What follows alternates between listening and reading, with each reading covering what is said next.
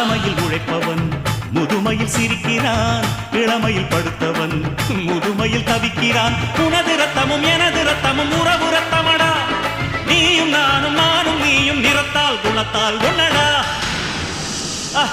அதாண்டா இதாண்டா அருணாச்சலம் நான் தாண்டா, அன்னை தமிழ்நாட்டில நான் அனைவருக்கும் சொந்தண்டா.